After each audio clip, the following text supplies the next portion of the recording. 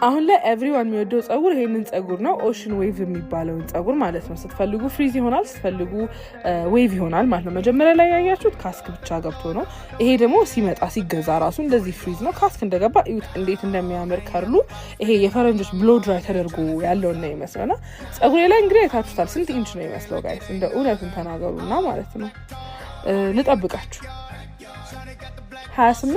26 ኢንች ከገመታችሁ ተሳስታችኋል 20 ኢንች ነው ይሄ የሃዲ ሂውማን ሄር 4 ፒስ ኦሽን ዌቭ ጸጉር ነው እንዴት እንደሚያምር እዩት በጣም ነው የሚለሰልሰው ተተኩሳችሁ ጭራሽ አይፈርስም እዩት እዚህ ጋር እየተሰፋሁት ከርል አለ ሁላ ካስክ ብቻ የገባው ነው ይሄ አልተተኮሰም እንዴት እንደሚያምርና በጣም ወጪ ቆጣቢ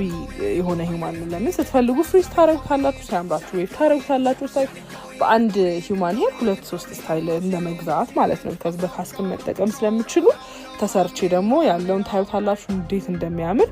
በጣም ቆንጆ ጸጉር ነው ለኤንጌጅመንት የሚችል ጸጉር ነበር ያረኩት ኤኒዌይ ይሄን ቆንጆ ጸጉር መግዛት ከፈለጋችሁ ሃዲ ሂውማን ሄርን ከስር ሜንሽን አደርግላችኋለሁ በብዛት የተለያዩ አይነት ጸጉሮች ማግኘት ትችላላችሁ Thank you for watching bye